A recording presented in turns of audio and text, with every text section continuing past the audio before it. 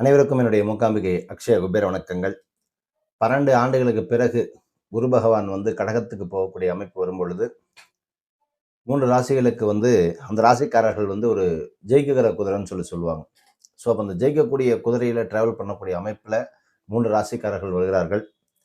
பொதுவாக கடகம் குரு வந்துருச்சு அப்படின்னாவே கடகராசிக்காரர்கள் கடக லக்னக்காரர்களுக்கு ஒரு பலம் கிடைக்கக்கூடிய ஒரு அமைப்பு, ஒரு யானை பலம் கிடைக்கக்கூடிய ஒரு அமைப்பாக வரும். ஸோ அப்போ அந்த வேகம், அது மட்டும் இல்லாமல் கடக லக்னத்துக்கு ராசிக்கும் சரி யோகாதிபதி குருவாக இருப்பார். அப்போ கடகத்தில் குரு வரும்பொழுது என்ன ஆகும் அப்படின்னு கேட்டிங்கன்னா, அந்த ராசிக்காக இருந்தாலும் சரி, அந்த லக்னக்காக இருந்தாலும் சரி, அது ஒரு குதிரை பலம், யானை பலம் அப்படிங்கிற அமைப்பில் வரும்பொழுது வேகம் குதிரை வேகத்தில் இருக்கும், பலம் யானையினுடைய பலத்தை கிடைக்கும். ஸோ அந்த வகையில் பார்க்கும் பொழுது குரு பகவான் அவருடைய ஜாதகத்தில் நான் பலமுறை சொல்கிறது தான், ஒரு ஜாதகத்தில் குரு சரியாக இருந்துட்டார் அப்படின்னா 16 வருஷத்தில் வீடு வண்டி வாகனம் சொல்லி செட்டில் பண்ணி டக்கு டக்குன்னு பாஸ் பண்ணி விட்டுருவார் லைஃப்பில். ஆனால் அதே ஜாதகம் குரு ஒரு ஸ்தானத்தில் கெட்டுட்டாரு அப்படின்னா, மறைஞ்சிட்டாரு அப்படின்னா, அவங்க வாழ்க்கையில் பார்த்தீங்கன்னா படாத கஷ்டத்தை படணும். பொருளுக்கும் பொண்ணுக்கும் பொருளுக்கும் வாழ்க்கையில் வெற்றிக்கும் அடுத்த கட்டத்தை நகர முடியாமல் பலவிதமான திக்கு திணறிட்டு இருப்பாங்க. நிறைய பேருடைய லைஃப்பில் குரு அஸ்தமான இருக்கிறவங்க லைஃப்பில் போய் கேட்டு பாருங்க, ரணமான அந்த மாதிரி இருக்கும் வாழ்க்கையெல்லாம். சாக நினைச்சா கூட சாக முடியாது, வாழவும் விடாது, சாகவும் விடாத லைஃப்பில் குரு கொண்டு போய் வச்சுருவார். அப்போ குரு பகவான் 12 ஆண்டுகளுக்கு தனது உச்சராசியில் பிரவேசிக்கும் போது ஜூன் 2, 2026 அன்று காலை 6:30 மணிக்கு குரு பகவான் தனது உக்ர ராசியான கடகராசியில் பிரவேசிக்கக்கூடிய ஒரு அமைப்பு. இந்த கிரக மாற்றம் பார்த்தீங்கன்னா எல்லாத்துக்கும் ஒரு தாக்கத்தை கொடுத்தாலும் ஒரு குறிப்பிட்ட ராசிகளுக்கு பார்த்தீங்கன்னா மிகப்பெரிய ஒரு மாற்றத்தை பெறக்கூடிய அமைப்பாக முதல்ல வரக்கூடியது மேஷராசி. மேஷராசிக்கு பொறுத்த வரைக்கும் என்ன அப்படின்னா, அது 4ஆம் வீட்டில் நிகழக்கூடிய ஒரு அமைப்பாக வர்றது அப்படிங்கிறதுனால குரு பகவான் 9ஆம் மற்றும் 12ஆம் வீட்டுக்கு அதிபதியாகவும் வரக்கூடிய இருக்கிறதுனால ஒரு சேஞ்சஸ், ஒரு மகிழ்ச்சி, ஒரு சந்தோஷத்தை மேஷராசி கொடுக்க போகுது. முழுமையான ஆதரவு, அன்புக்குரியவர்களுடைய ஆதரவு எல்லாம் மேஷராசி கிடைக்கும். குழந்தைகளுக்காக காத்திருப்பவர்களுக்கு எல்லாம் கண்டிப்பாக இந்த காலகட்டம் புத்திர பாக்கியம் கண்டிப்பாக மேஷராசிக்காரர்கள் உண்டு. அதனால தான் நான் படிப்படி பல பதிவுகளை சொல்லியிருப்பேன். மேஷராசிக்காரர்கள் வெயிட் பண்ணாதீங்க, சீக்கிரமாக கல்யாணத்தை பண்ணுற வழியை பாருங்கன்னு சொல்லியிருப்பேன். வெளிநாட்டு தொடர்புகள் எல்லாம் கண்டிப்பாக உங்களுக்கு சிறப்பாக இருக்க போகுது. அந்த பண பரிவர்த்தனை எல்லாம் உங்களுக்கு சிறப்பாக இருக்கும். கடந்த காலத்தில் ஏதாவது நீங்கள் இன்வெஸ்ட்மெண்ட் ஏதாவது பண்ணி வச்சுருந்தீங்க அப்படின்னா இந்த காலகட்டத்தில் சிறப்பான லாபங்களை பெறக்கூடிய ஒரு வாய்ப்பாக மேஷராசிக்காரர்களுக்கு இருக்குது. அலுவலகத்தில் ஒரு நல்ல பெயர், நல்ல மதிப்பு, மரியாதை, செல்வாக்கு கூடக்கூடிய ஒரு காலகட்டத்தில் இருக்கிறதுனால மேஷராசிக்காரர்களுக்கு இந்த குரு பலம் கண்டிப்பாக சிறப்பான பலன்களை தரப்போகுது. அதுக்கு அடுத்ததாக வரக்கூடிய ராசி கடகம்.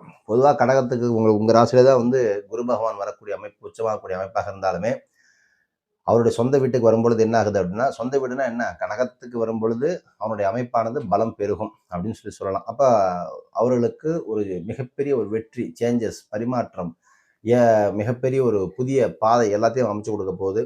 9ஆம் வீட்டிற்கும்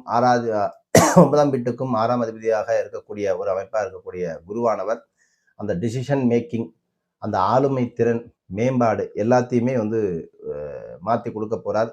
கடந்த கால பிரச்சனைகள் எல்லாம் முடிவுக்கு கொண்டு வர போறார். ஆரோக்கியம் சார்ந்த பிரச்சனைகள் எல்லாம் முடிவுக்கு வரப்போகுது.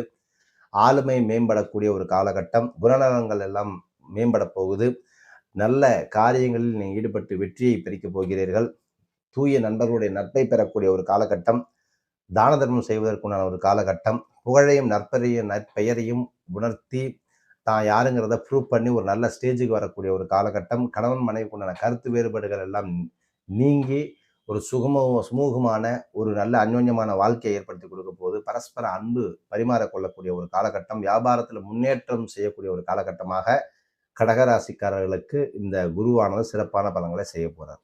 அதுக்கு அடுத்ததாக வரக்கூடிய ராசி கன்னி. கன்னிக்கு 4ஆம் வீடு மற்றும் 7ஆம் வீடுகள் அதிபதியாக வரக்கூடிய குரு பகவான் இந்த காலகட்டத்தில் கன்னிக்கு 11ஆம் வீட்டில் இந்த பயிற்சி ஆகும் பொழுது ஒரு விஷயத்தை புரிஞ்சுக்கணும்.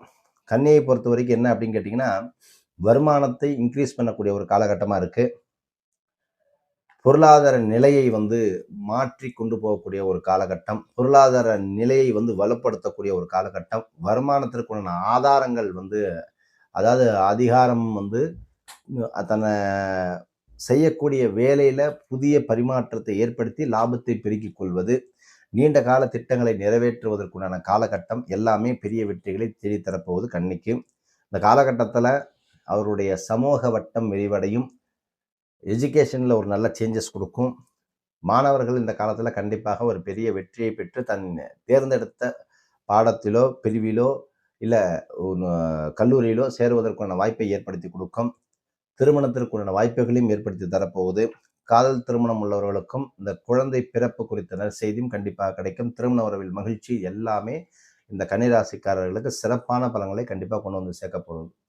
அப்போ மேஷம், கடகம், கன்னி இந்த 3 ராசிகளுக்குமே இந்த குரு பகவான் வந்து 12 ஆண்டுகளுக்கு பிறகு நடக்கக்கூடிய பயிற்சியில் சிறப்பான பலன்களை பெறப்போகிறார்கள். பொதுவாக நான் படிப்படியாக அடிக்கடி சொல்றது ஒரே ஒரு விஷயம்தான். எவ்வளோ பயிற்சி பலன்களை நம்ம கேட்டாலும், எவ்வளோ ஆஹா ஓஹோன்னு சொன்னாலுமே உங்கள் சுய ஜாதகத்தில் குரு கெட்டு போயிட்டாருன்னா கண்டிப்பாக நல்ல பலன்களை எதிர்பார்க்காதீர்கள்.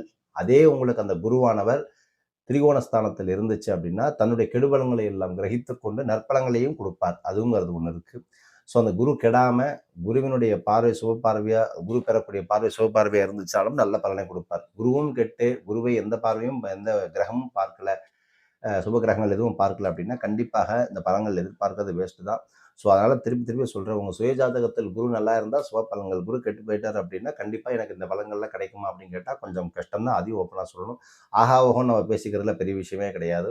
ஒவ்வொரு ஜாதகத்திலுமே அந்த குரு சிறப்பாக இருந்த நற்பலன்கள் கெட்டு போயிடுச்சு அப்படின்னா கண்டிப்பாக அந்த பலன்கள் கிடைக்காது. ஸோ அதற்குண்டான மாற்று வழி என்னங்கிறது அவங்களோட சுய ஜாதகத்திலேயே இருக்கும்.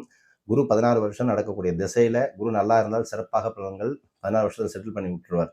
குரு கெட்டு போயிட்டாரு அப்படின்னா 16 வருஷத்துல ஏன்டா வாழ்க்கையை வாழ்றோம் அப்படிங்கிற அளவுக்கு பிரச்சனைகளை எங்கிருந்து கொடுப்பாருங்கிறது தெரியாது. ஸோ அந்த அளவுக்கு குருவினுடைய தன்மை ரோல் ரொம்ப மிக முக்கியம். அதனால தான் வந்து பார்த்தீங்கன்னா குரு வந்து ஒரு வருஷத்துக்கு மாறக்கூடிய பயிற்சியானது ஒரு இம்பார்ட்டண்டாக பார்க்கப்படுகிறது. எனக்கு குரு பார்க்க கோடி நன்மை, குரு இருக்கிற இடத்துக்கு பிரயோஜனம் இல்லை.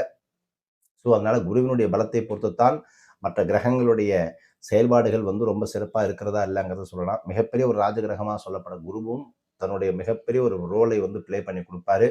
ஸோ அதனால இந்த ஒவ்வொரு ஜாதகத்திலுமே வந்து பார்த்தீங்கன்னா குருவினுடைய ரோல் ரொம்ப மிக முக்கியமானது. குரு சிறப்பாக இருந்தால் கல்யாணம், வரவு, தொழில், இன்வெஸ்ட்மெண்ட், முதலீடு, வரவேண்டிய பணம், போட்ட பணம் எல்லாத்தையுமே முடிவு பண்ற ஆளு குரு திசையில் இருப்பாரு அப்படிங்கிறத மட்டும் மனதில் வைத்துக் கொள்ளுங்கள்.